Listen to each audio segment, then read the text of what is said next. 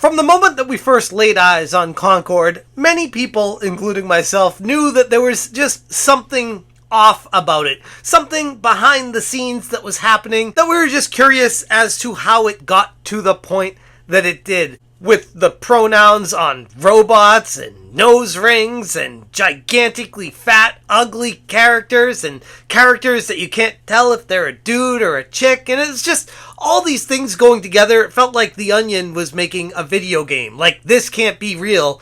Yet here we are, and here it is. What's going on, guys? Welcome to another episode of Smash JT. And after my previous video talking about how the Professor, a developer at Firewalk Studios, was pushing a DEI agenda from the top down, we knew it wouldn't be ending there. And of course, there's more people to talk about. Another person that my source with inside knowledge referred me to look into was Amanda Kiefer, a senior concept artist at Firewalk Studios.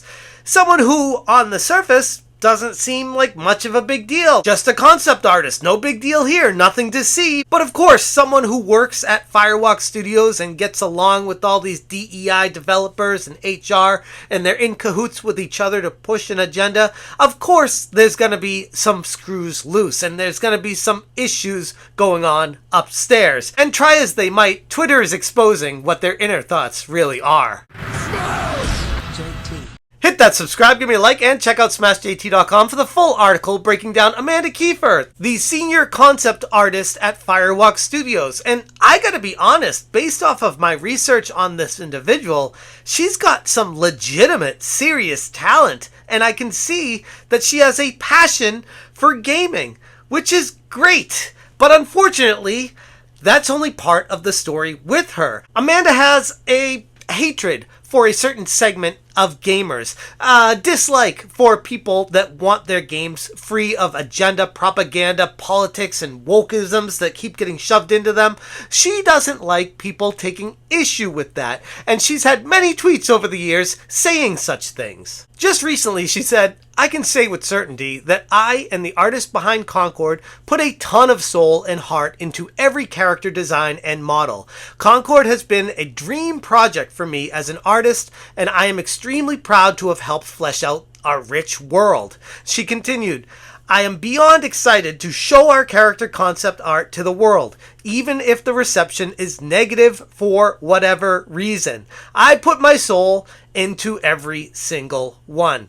And that tweet should tell you all you need to know about what's going on upstairs, because she knows exactly what the reception is going to be.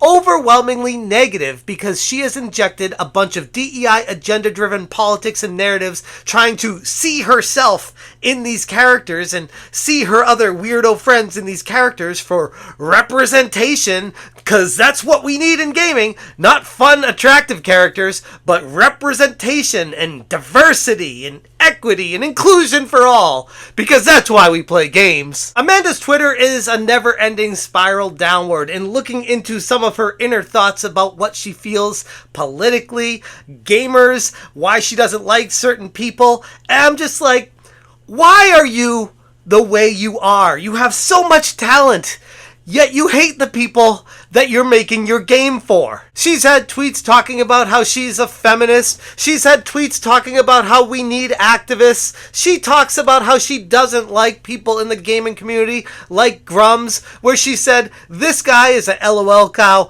I am genuinely entertained by his tweets because it's such a sad money grab. He lied about a leaked email at Firewalk when no such thing ever happened. Per the email, we apparently saw people's criticisms about pronouns in Concord as white noise."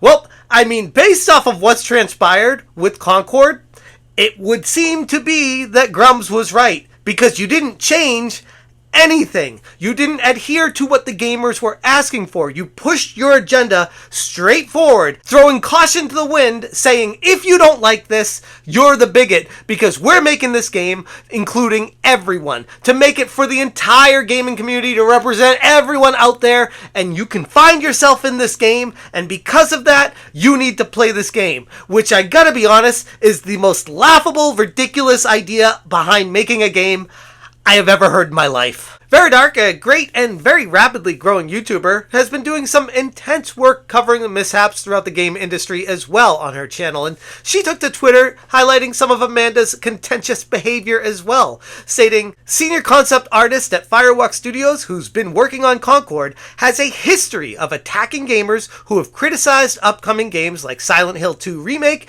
and has been vocal about her hate for Grums, even calling his rhetoric dangerous." And you know what's funny about this is Amanda is the same person that the whistleblower mentioned to me in our communication a few days ago. And Vara found this on her own. They're not hiding it, at least not initially. It wouldn't be surprising if Amanda goes into protected mode after this, just like the Professor Lisa Brown did.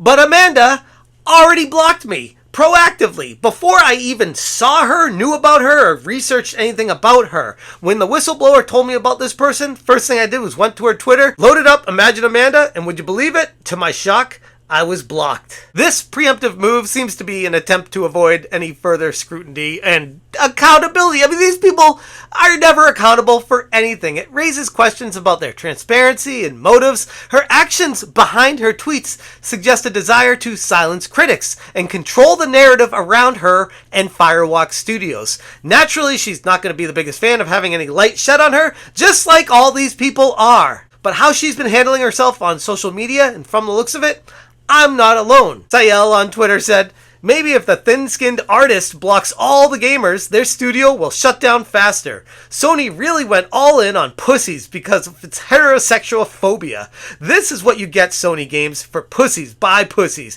with plenty to hide." And as I talked about in my previous video with Lisa Brown, the Firewalk Studios' entire environment is plagued with a toxic work culture.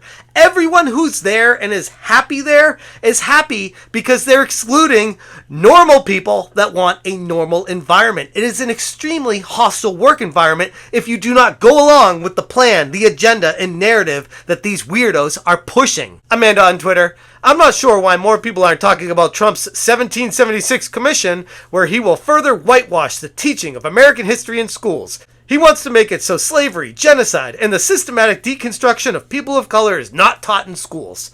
Are you kidding me? Like, holy crap. First off, you are definitely welcome to your opinions, but yikes if you're believing this kind of rhetoric that's being spread, and then to message it to everyone else thinking that that's what reality is scary in its own right. Again, you're welcome to do it, but it kind of sheds light on exactly the type of mentality that you have when you're approaching the gaming world. She has severe Trump derangement syndrome with many of the tweets that I was looking through, and I'm like, of course, it's someone that just hates Donald Trump, orange man bad, the everything in politics that goes that way is evil and horrible, and I feel like someone gets caught up in their mindset with this kind of thing so badly that it starts to envelop how they approach their life, and they take it with them to work. And then if people start to try to talk any sense into them, they are blackballed out of the community, and in this case, out of Firewalk Studios. The focus on pronouns, nose piercings, and incorporating characters of various body types in Concord may have seemed like progressive steps initially for these types of people, but the insistence on pushing these elements to gamers is more about signaling virtue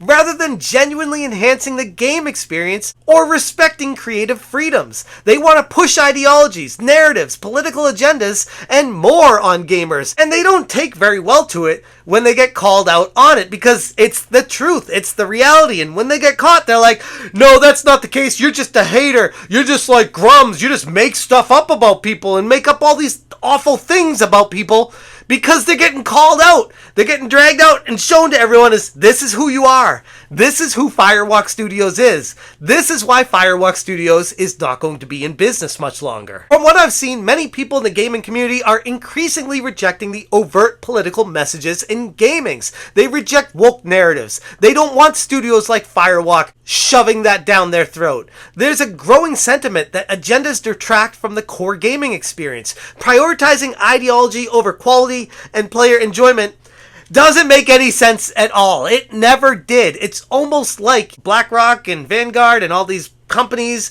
that are pumping the ESG scores up are looking for types like this to work at these companies to fulfill the narratives that they're pushing for this agenda to come through. And I know it feels like tinfoil hat sometimes, but when you've done as much research on this kind of stuff as I have, it's pretty damn obvious what's happening. Amanda's history on attacking gamers with her overt political activism reflect a broader issue within Firewalk Studios. She states on her Twitter bio that all tweets are my own, but she clearly carries her feelings and agendas into her work. In my humble opinion, she does not like gamers. The environment of Firewalk Studios is extremely toxic. It's dominated by leftist views that alienate both gamers and industry professionals that just want to make a good gaming experience. And instead, they're shoving their bodies around saying, you better call me professor. You better not vote for Trump. You better do this. You better make sure that you respect what I decided to call myself and what gender I decide to be today, instead of making a video game. Like,